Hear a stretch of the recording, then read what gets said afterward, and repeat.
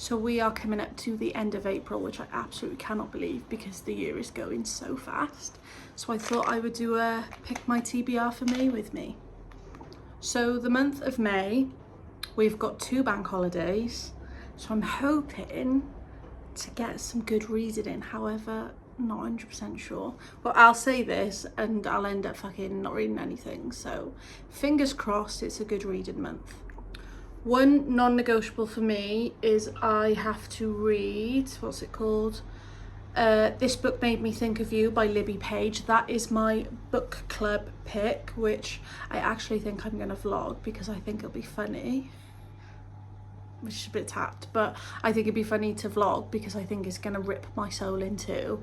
I don't know if I'm dreading it or I'm excited for it. I feel like I need a book that's going to just kill me. So I'm looking forward to that. Is that weird to say? But that's definitely a non-negotiable.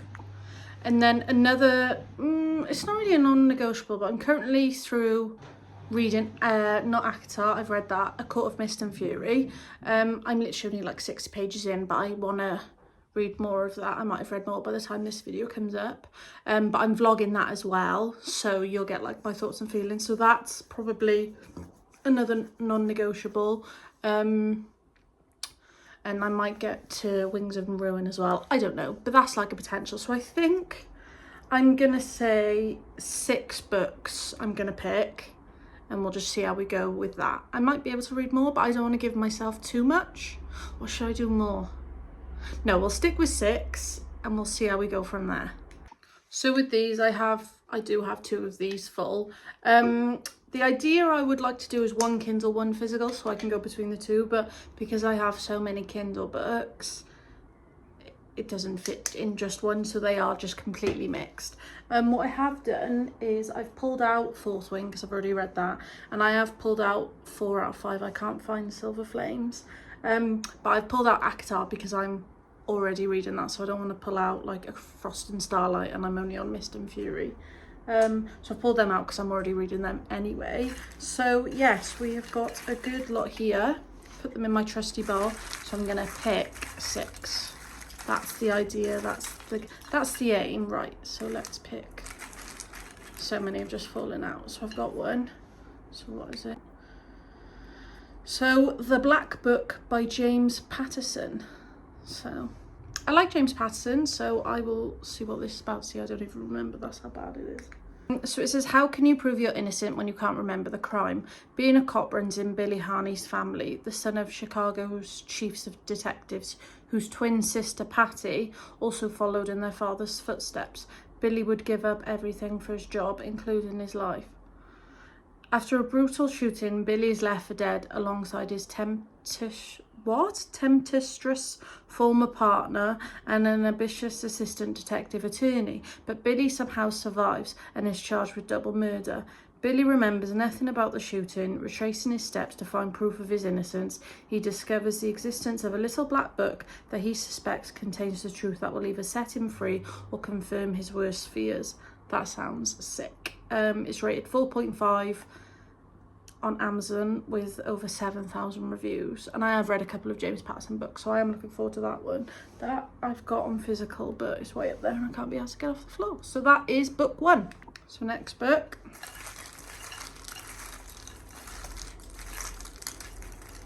We have got one, and that is Parlez-vous Murder by Susan Kiernan Lewis. I think I bought this when I was going through like my little cozy crime romance era, so we shall see what this one's about. So this says, my name is Jules Hooker. I've lived through a few crappy moments in my life, and with a name like Hooker, you can just imagine. But nothing compares to the 2 intensely and world-shatteringly crappy things that happened to me during last June. 3, I guess, if you count Gilbert. Sorry if you can hear my washing machine in the background, by the way. After my boyfriend dumped me on the day I thought he was going to propose, I'd have to say 2 other really bad things happened last June. The first would have to be the dead body I discovered in the rental house in France where I went to get over being dumped. The second, and very possibly I should have led with this, was the dirty bomb that exploded over the Riviera, throwing me and everyone else in France back to the 1950s. So now I'm stranded here trying to make a living by solving murders the old-fashioned way, without help from DNA, databases, CSI crime labs or the police. And I'm doing it in France, where I do not speak the language during the apocalypse. Sound like fun?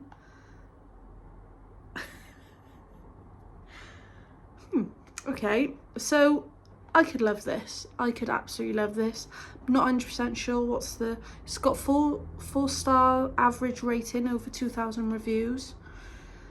So yes, so that's my second book picked for the month of May. Right, book 3.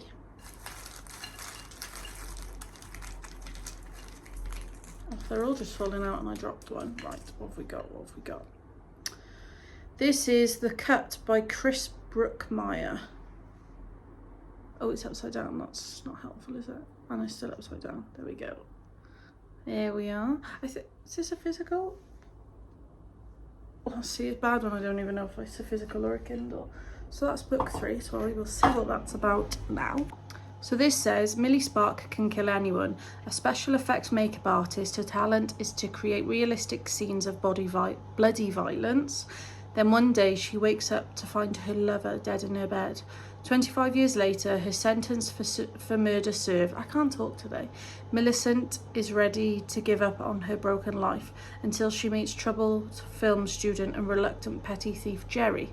Together they soon begin to discover that all was not what it seemed on that fateful night, and someone doesn't want them to find out why. Okay, so this has got 4.3 average of over 4,000 reviews.